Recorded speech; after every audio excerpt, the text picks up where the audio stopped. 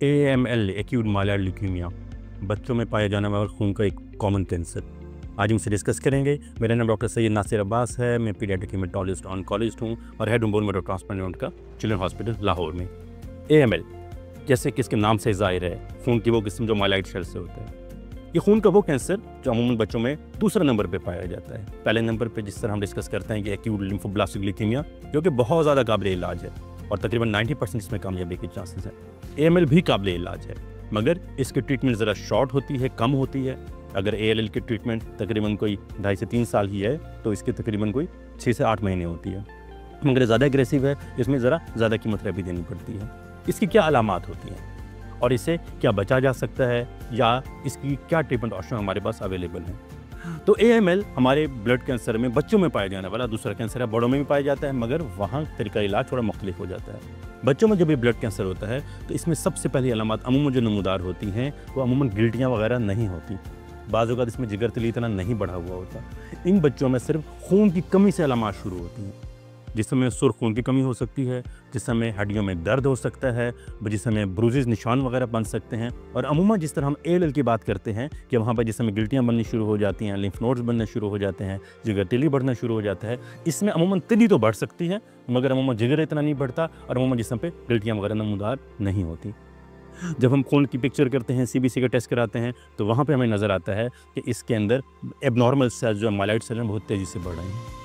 ये बहुत aggressive tumour है, बहुत तेज़ी से बढ़ने वाला ट्यूमर है और इसको अगर वक्त पे डायग्नोज ना किया जाए और यूं ही, इसलिए हम कहते हैं किसी भी बच्चे के अंदर अगर जिस्म पे नील धब्बे पड़ना शुरू हो गए हैं तो उसे फ़ौरन सीरियस लेना चाहिए।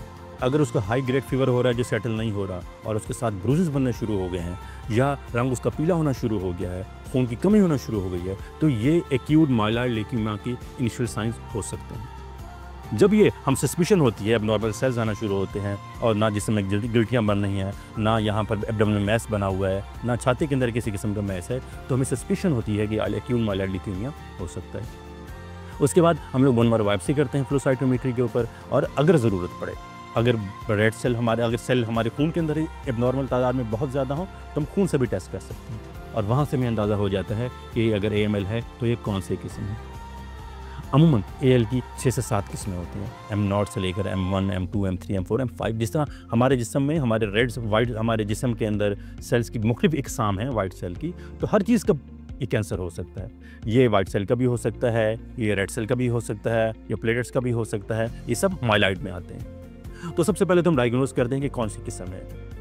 उसके बाद साथ ही हम लोग को टेस्टिंग करा के देख लेते हैं ये देखने के लिए कि ये कितने एग्रेसिव टाइप है, FLT3 पॉजिटिव है नहीं है, या अमूमन बोन मैरो बायोप्सी पे या खून पे टेस्ट हो सकते हैं। अगर तो FLT3 वगैरह पॉजिटिव जो बहुत एग्रेसिव ट्यूमर की टाइप है, उसमें तो फिर अमूमन हम लोग एडवाइस करते हैं कि इस पेशेंट को और इस बच्चे का बोन मैरो ट्रांसप्लांट ही होना चाहिए।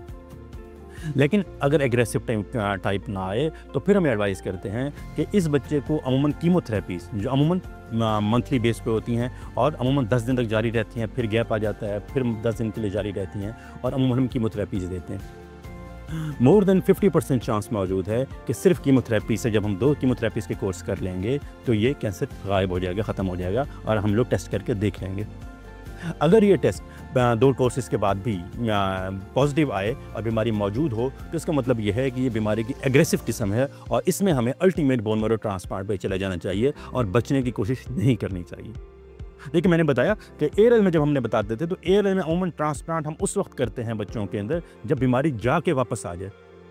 लेकिन यहाँ पर अगर बीमारी एग्रेसिव है, ख़त्म नहीं हो सक रही, या ये कि हम लोग देखते हैं कि उसके 2 कोर्सेज हो गए मगर अभी भी सेल्स मौजूद हैं, इसका मतलब ये है कि बहुत चांसेस हैं कि ये बीमारी वापस आ सकती है। तो यहाँ पर हम लोग अमूमन एडवाइस करते हैं कि आपको बोन मैरो ट्रांसप्लांट की तरफ जाना चाहिए। अगर 2 कोर्सेज के बाद ना बोन मैरो साफ़ हो गई है, कैंसर के सेल ख़त्म हो चुके हैं, तो हम लोग फिर अगली 2 कोर्सेज और देते हैं जो हाई डोज कीमो होती हैं और अमूमन बाज़ औक़ात सिर्फ 4 महीने के कोर्स के ऊपर या थोड़ा सा इससे ज़्यादा अमूमन ये बीमारी ख़त्म हो जाती है और उसके बाद सिर्फ रेगुलर फॉलोअप पे रखना पड़ता है। लेकिन अगर खुदा न खास्ता ये बीमारी वापस भी पलट के आ जाए तब भी हम इसे काबिल इलाज समझते हैं, मगर अगेन ये बहुत एग्रेसिव है तो हमें बहुत तेज़ी से इंस्पेक्ट करने की ज़रूरत होती है और ताकि अगर बीमारी खुदा न खास्ता वापस आए तो हमें लाजमी कुछ नई कीमोथेरेपीज़ आ गई हैं वो यूज़ करके अमूमन इसे ट्रांसप्लांट पे ले जाना पड़ता है। हम आगे डिस्कस करेंगे कि ALL और AML के ट्रांसप्लांट में क्या फ़र्क है, उसमें भी दोनों में फ़र्क है, वो भी हम किस टाइम पे डिस्कस करेंगे। लेकिन इस टाइम हम लोगों ने देखना ये है कि सबसे पहले हमें पता लग जाए कि ALL और AML का फ़र्क क्या है, जो मैंने अलामात से बताया। दूसरा, ट्रीटमेंट में फ़र्क क्या है। ALL की ट्रीटमेंट तकरीबन 2 से 3 साल की होती है, इसके तकरीबन 6 माह की होती है, मगर ये ALL से ज़्यादा एग्रेसिव ट्यूमर है, एग्रेसिव कैंसर है, मगर दोनों काबिल इलाज हैं। इसमें अमूमन बोन मैरो ट्रांसप्लांट की ज़रूरत पड़ जाती है, ALL के अंदर अमूमन बोन मैरो ट्रांसप्लांट की ज़रूरत नहीं पड़ती। तो मैं दोबारा कहूँगा कि अगर आपके बच्चे में खून की कमी होती जा रही है और उसके साथ जिस्म में निशान पड़ते जा रहे हैं, या उसकी हड्डियों में बहुत बॉडी पेन्स हो रही हैं और साथ फीवर सेटल नहीं हो रहा, तो ये ब्लड कैंसर की इब्तदाई अलामात हो सकती हैं। उसे सीरियस लीजिए ताकि वक्त पर डायग्नोज किया जा सके और उसके तौर पर ट्रीटमेंट किया जा सके। बहुत बहुत शुक्रिया।